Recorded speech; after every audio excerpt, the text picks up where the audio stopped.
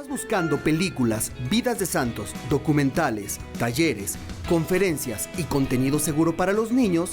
Llegó Fanflix, la plataforma católica número 1 en Latinoamérica. Vive la experiencia de un encuentro con Dios a través de cientos de contenidos para toda la familia. Disponible en tu celular, tu computadora o tu pantalla. Suscríbete hoy mismo en fanflix.mx con el cupón Ver y Creer y obtén 30% de descuento en tu suscripción anual. En las magníficas instalaciones de su plantel Tlalpan, la Universidad Católica Lumen Gentium imparte licenciaturas en Psicología, Filosofía, Teología, Contaduría y Negocios y Música. Maestrías en Filosofía, Teología, Pedagogía Catequética, Pastoral Urbana, Psicopedagogía y Pensamiento Social Cristiano. Doctorados en Filosofía y Teología. Además, diversos y atractivos cursos y diplomados presenciales y a distancia. Atrévete a conocer todo un mundo de sabiduría y crece en el conocimiento de la fe. Informes e inscripciones al 55 56 55 5003 o en www.universidadcatólica.edu.mx.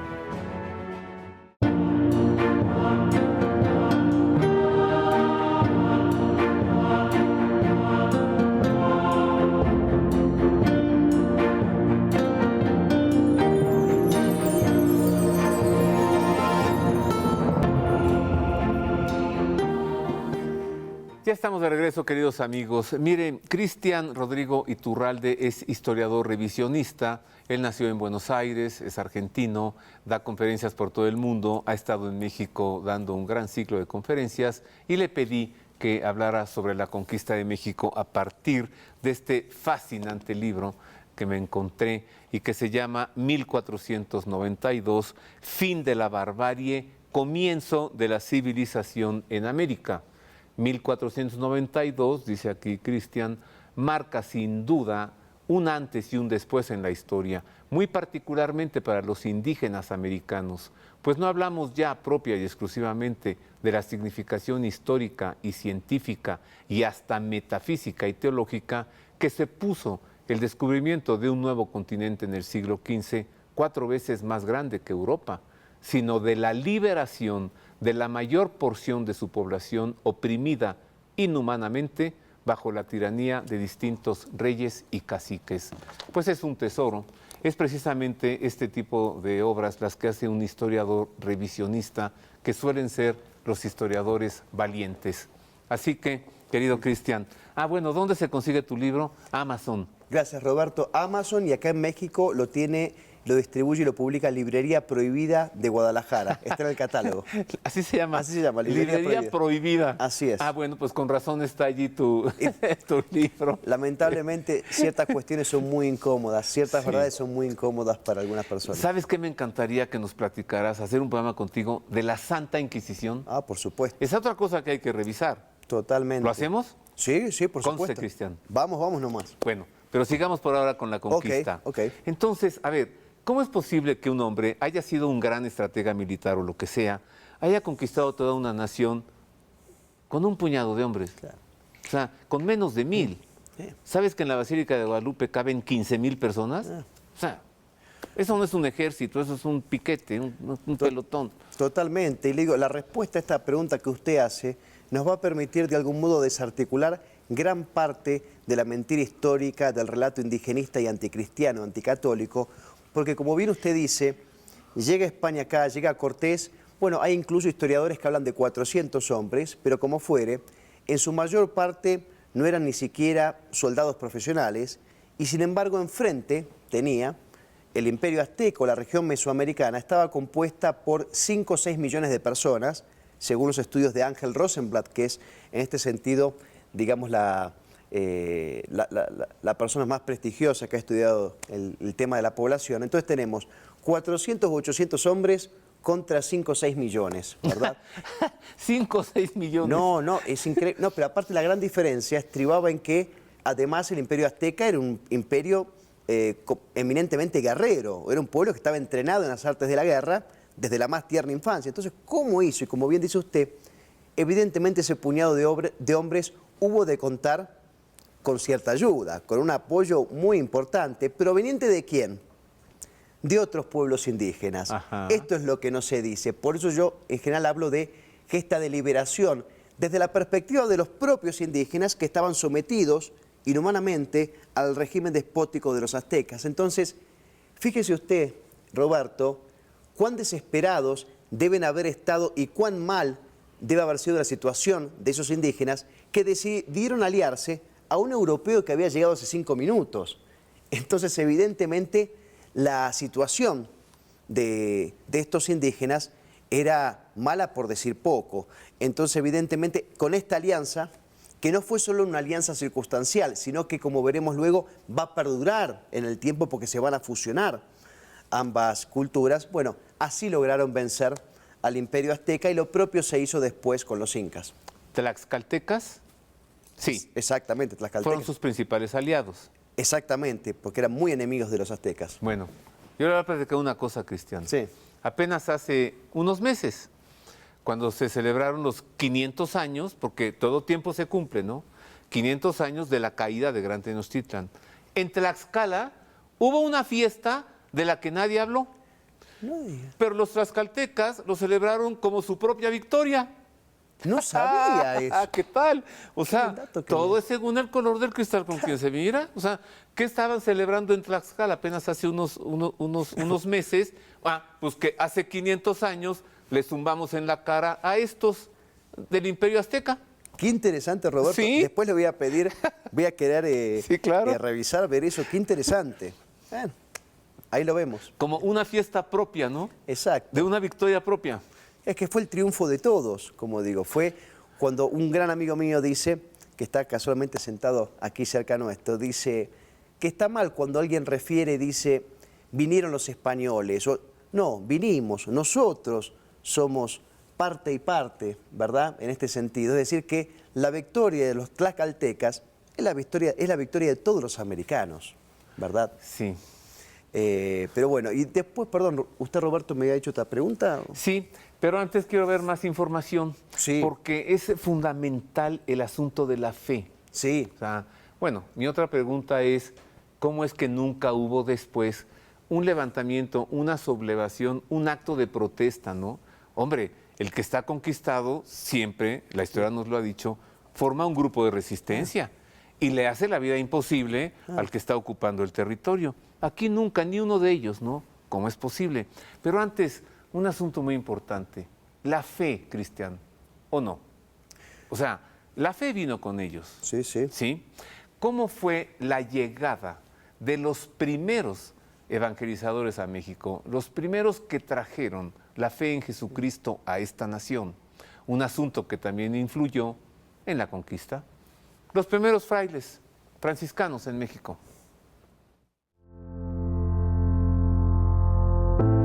Los frailes menores llegaron a México de manera significativa, pues lo hicieron en un grupo integrado por 12 misioneros franciscanos en memoria de los 12 apóstoles de Jesús, razón por la que se les conoce como los 12 apóstoles de la Nueva España. Su arribo a México ocurrió en mayo de 1524, apenas 3 años después de la caída de la Gran Tenochtitlan en manos del conquistador y 7 años antes de las apariciones de la Virgen de Guadalupe. Con la llegada de los misioneros franciscanos comenzó formalmente la evangelización del nuevo continente, tarea que le fue confiada a estos 12 apóstoles, conformados por los frailes Martín de Valencia, en compañía de Fray Francisco de Soto, Martín de Jesús de la Coruña, Juan Juárez, Juan de Palos, Antonio de Ciudad Rodrigo, Toribio de Benavente, quien asumió el nombre de Motolinía, que significa pobre, García de Cisneros como primer provincial, Luis de Fuensalida, Juan de Rivas, Francisco Jiménez y Andrés de Córdoba. Una vez que desembarcaron en Veracruz, emprendieron el largo trayecto hasta la Ciudad de México, recorrido que hicieron a pie y descalzos. Personalmente acudió Cortés a recibirlos, y lo hizo con veneración, aunque sin imaginar que se convertirían en bravos defensores de la vida y de los derechos de los naturales, muchas veces en contra de los deseos del conquistador. No obstante, se constata el aprecio que movía a Cortés por ellos en las palabras con las que Bernal Díaz del Castillo refiere en su historia verdadera de la conquista de la Nueva España el recorrido que hicieron de Veracruz a Texcoco, con muestras de bienvenida y de júbilo ordenadas por él mismo. Mandó en todos los pueblos, así de indios como donde vivían españoles, que por donde viniesen les barriesen los caminos, y donde posasen les hiciesen ranchos, si fuese en el campo, y en lo poblado cuando llegasen a las villas o pueblos de indios, que les saliesen a recibir y les repicasen las campanas, y mandó a los españoles se hincasen de rodillas a besarles las manos y hábitos.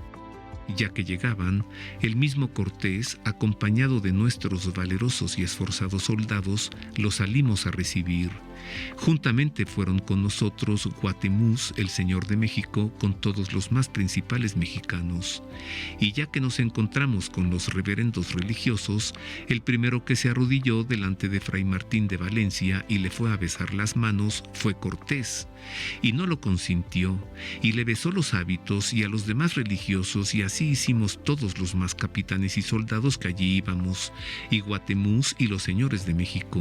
Y de que Guatemuz y los demás caciques vieron ir a Cortés de rodillas a besarles las manos, espantáronse en gran manera, y como vieron a los frailes descalzos y flacos, y los hábitos rotos, y no llevaban caballos, sino a pie y muy amarillos, y ver a Cortés que le tenían por ídolo o cosa como sus dioses, así arrodillado delante de ellos, desde entonces tomaron ejemplo todos los indios.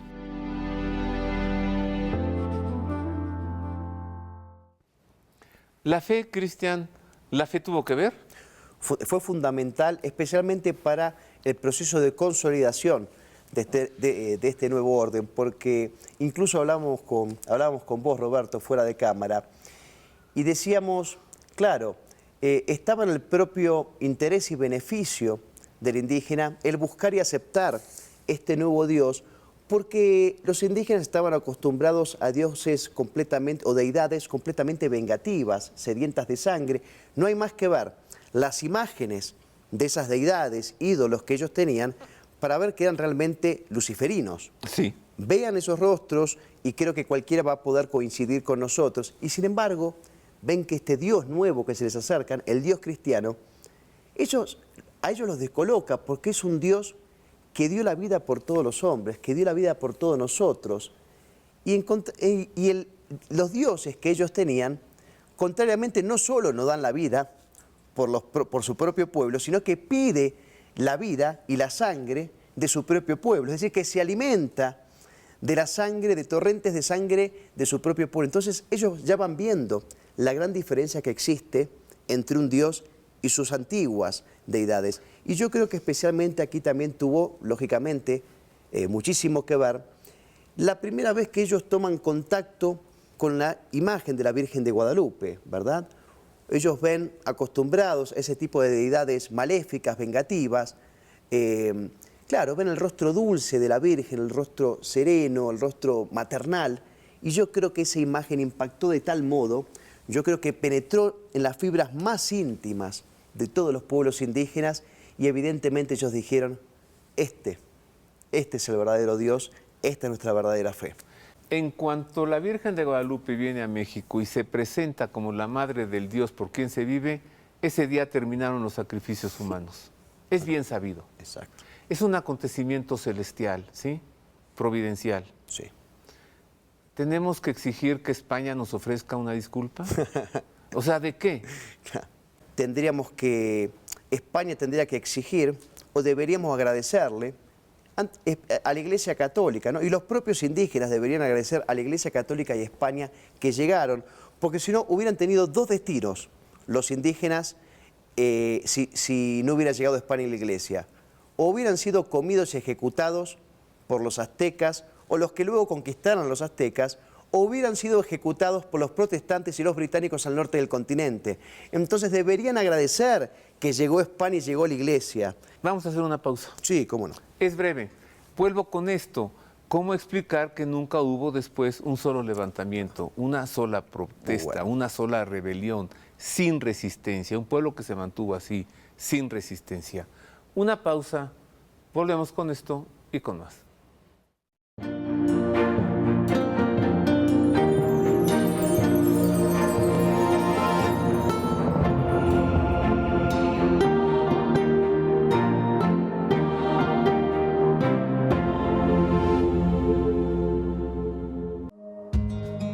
¿Sabes cómo se prepara una noche en casa?